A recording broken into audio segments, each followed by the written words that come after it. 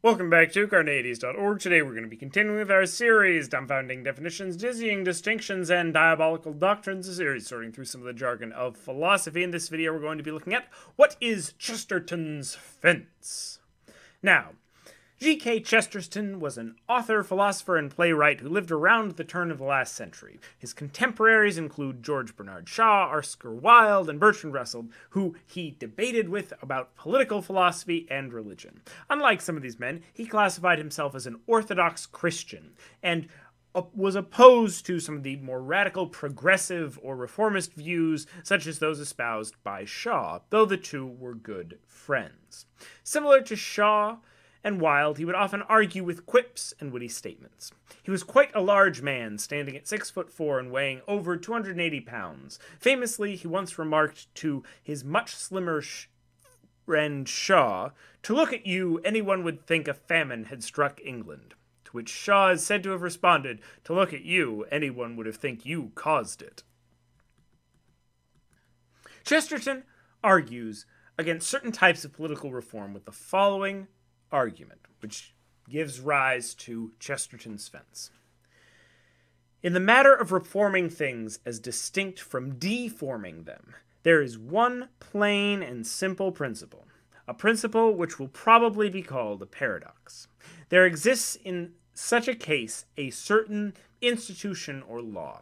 Let us say, for the sake of simplicity, a fence or a gate erected across a road.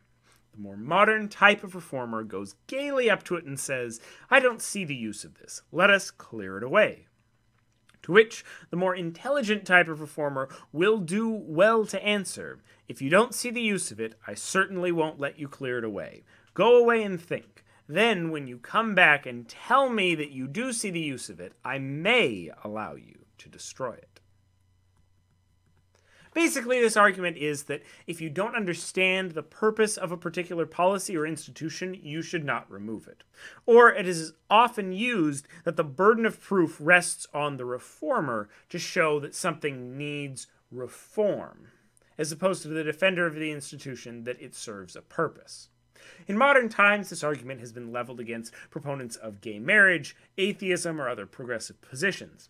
This line of argument might claim that if you don't understand the use or importance of traditional marriage, or the purpose or importance of religion, that you should not cast it aside. That is, as it is on the reformer to prove that that institution has outlived its use, not on the proponent of religion or heterosexual marriage to argue for that position. Now, in a deeper epistemic sense, similar arguments have been used by pragmatists, the likes of William James and Charles Sanders Peirce, against skepticism, claiming that one should provide a reason for doubting a belief as opposed to a reason to support it. For my objections to pragmatism in general, there are a lot. Check out my video on pragmatism. I think about half of the video is just me objecting to James and Peirce. But for objections specifically to this argument, which tries to shift the burden of proof to the skeptic or to the person that is doubting, watch the video on Antony Flou's arguments for the presumption of atheism. Flou is notably not himself an atheist, but a theist. But let me add one more objection specific to Chesterton's fence, at least when used in this kind of epistemic way, as opposed to a more political philosophy way talking about actual institutions. We started out as babies, with no beliefs. We were in a state of ataraxia, lacking any claims or beliefs. Generally, philosophers consider at least language a requisite of having a belief, because beliefs are propositions, and so when you're a baby, if you don't have language, you can't have beliefs. Without understanding the importance and the good that came from such a state, we came to believe many things. Or most people did. Chesterton's fence should not stop us from questioning these beliefs, but rather encourage us to, since we destroyed our natural skepticism without understanding its purpose, or without giving good reasons that it should be gotten rid of. Because, of course, you were a baby, you couldn't give good reasons for it. So, there's my little turnaround argument there. But perhaps this is too abstract. Chesterton originally intended his principle to relate to laws and institutions, to relate really to public policy. not to the abstract epistemological world, though there are some interesting relations there between religion, since that's something that deals with the abstract level of skepticism, but also is a public institution to a certain degree. So here's the question. Should we change policies even if we don't fully understand the reasons that they were put into place, or the consequences that changing them may have? I'm skeptical that we should always hold back on reform.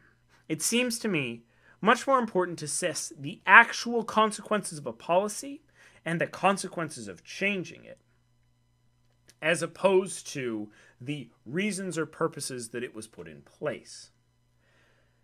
And if it proves that that policy is actively doing more harm than good, and reversing it would create more benefit, it seems that we should get rid of that policy, even if we don't fully understand why it was put into place in the first place, and even if some of those bad consequences that may come about from removing it may be in contradiction to those reasons it was put into place in the first place. It seems that those consequences are more important than the reasons that someone put a policy into place, because policies frequently are ineffective at doing the good that they intend to do.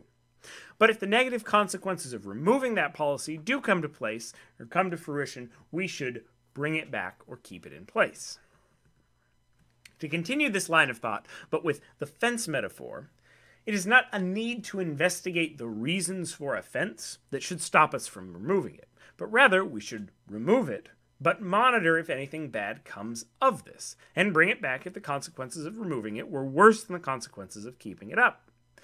It might have once been the case that the fence was necessary, but that does not imply that it is necessary now, nor that the onus rests on the reformer to demonstrate that it has outlived its usefulness, since it may only be able to be done by removing it and attempting to see if society can function without the fence. It might have once been the case that religious institutions provided a necessarily social safety net for poor people, but now many governments do provide that. So removing them, those religious institutions, would not negatively impact the world in this way. We won't know if the world has changed sufficiently until we try to change it. What do you think? Can we change a policy without appreciating or understanding the reasons that it was originally put into place? Should we care more about the consequences of the policy or its intentions and its intended effects? Write your comments in the comments section below, and watch this video and more here at Carneades.org, and stay skeptical, everybody.